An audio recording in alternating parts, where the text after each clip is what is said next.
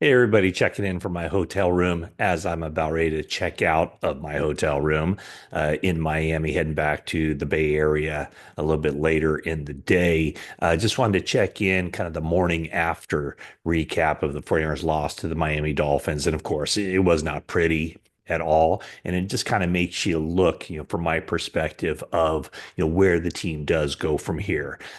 We knew going into this game they weren't going to be making the playoffs, but the way they played, the way they looked, and I know that, I'm kind of conflicted with how often you talk about the injuries.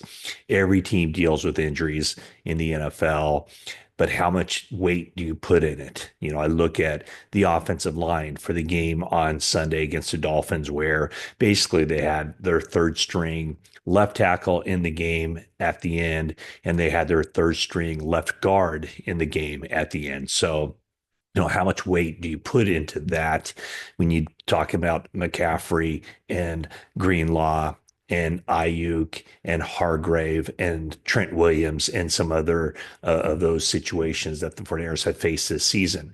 Bottom line is, and Brock Purdy talked about this after the game, that it doesn't matter, what's going on with the team. They are assigned to win football games. And what Brock said after the game, basically talking about how he didn't do enough to win games this season, including Sunday.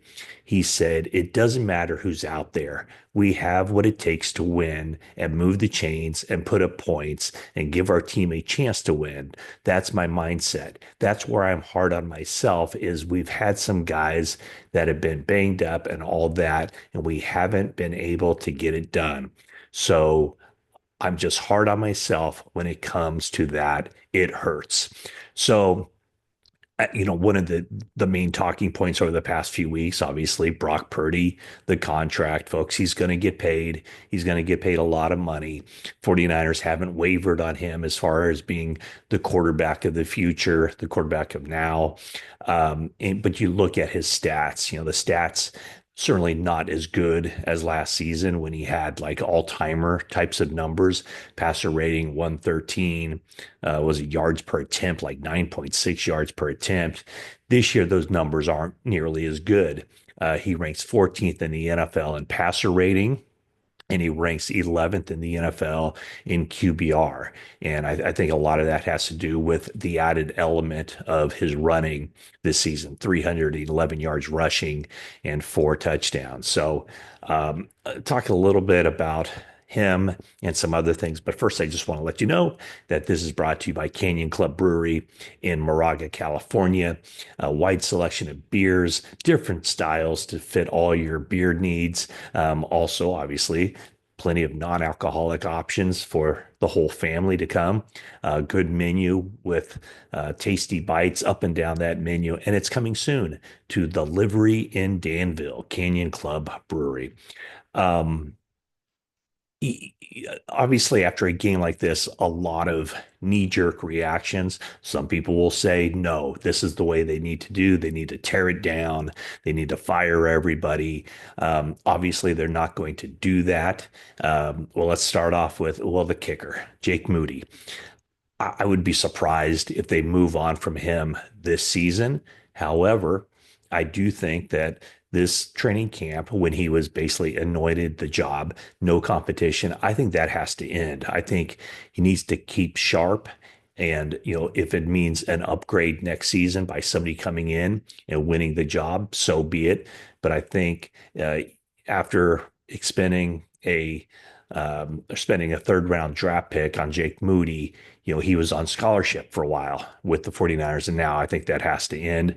I believe I counted only 4 kickers in the NFL who have appeared in more than 10 games this season who have lower field goal percentages than he does, 76%, something like that. All of his 7 misses have been from 40 yards or beyond. You know, Purdy's the quarterback of now. He's the quarterback of the future. I don't think there's any question about that. As far as the interception in the game on Sunday, he's trying to layer that pass over the defender to, I think he was trying to hit Ricky Pearsall on that. And basically, not basically, what happened was he was hit as he was throwing. He wasn't able to get the proper distance on that ball. And, that was a blunder from the offensive line. It looked to me like Nick Zakelj did not recognize the stunt in time. Calais Campbell came through, hit Purdy as he was throwing. Deebo Samuel, a lot of discussion about Deebo Samuel in recent weeks, and rightfully so. He looked more like the old Deebo, or I should say the young Deebo, in the game on Sunday. 96 yards receiving, 25 yards rushing, and he trucked three guys at the 8-yard line and powered his way into the end zone. He was very difficult to bring down. So it makes you wonder, where was that the rest of the season? I mean, he started off the season strong, but I'd say, certainly in the last 5 games with only 101 yards total on 14 catches in those 5 games. Where has that been? Is it enough for him, for the 49ers to want to bring him back? I think it is 50-50. And so, what will be taken into account with that? Certainly his contract situation with Brock Purdy, do a big contract that he will get in this offseason.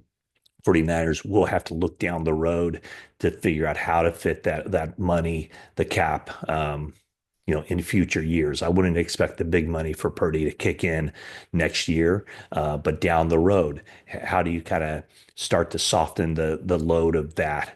And is Deebo Samuel, what is his future? He would be entering the final year of his contract. Certainly, he would be motivated next season to perform to get that next contract.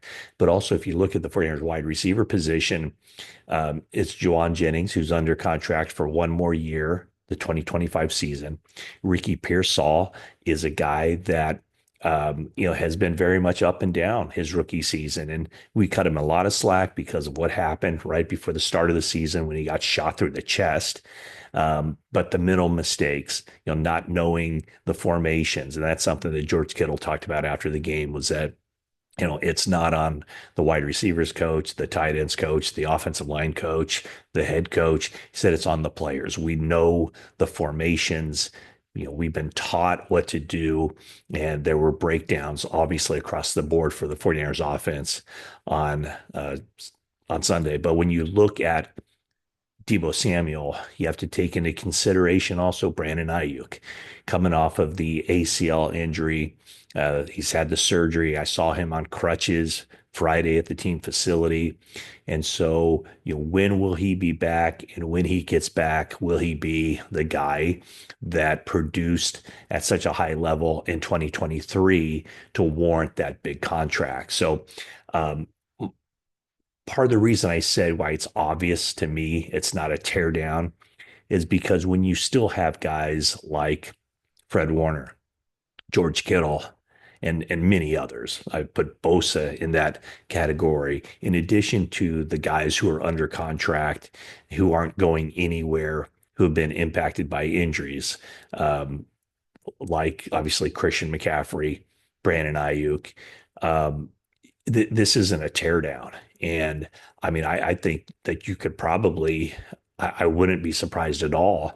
In fact, I've kind of expected, if the 49ers are able to keep the team, by and large together, they're still probably going to enter next season as the favorite to win the NFC West. So, I know I've said the last week, I talked about Nick Sorensen, how I expected him to return as defensive coordinator. Every week, the great thing about the NFL is every week is a new week and you form new opinions. And of course, after watching that game on Sunday, I'm going, well, I still think he's coming back, but now I'm just not as sure. It just was like, every game, 17 games, it's all a test. It's all, goes on a person's resume. It's all part of that decision-making process. And so, based on the game Sunday, arrows pointing up on Deebo Samuel, pointing down on Nick Sorensen.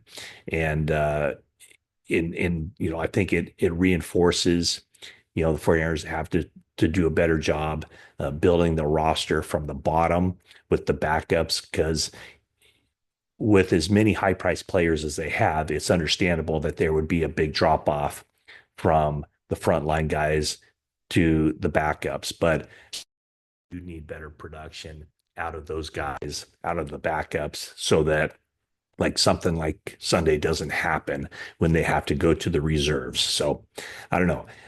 Day after game, kind of looking at this, and it wasn't pretty. You know, the 11 penalties, the illegal formations, the unnecessary roughness penalties, the missed kick, the offense not coming through in the clutch, the defense giving up big yardage on the ground. So, all in all, not a good day for the offense, the defense, the special teams, the coaching, for anything. So that's kind of my thoughts as I'm kind of rambling a little bit here on a Monday morning, but just wanted to take a deep breath and kind of try to put some perspective on what we saw from the 49ers on Sunday against the Miami Dolphins. Thanks a lot for watching this video, and I'll be back shortly with some more thoughts, updates, and observations.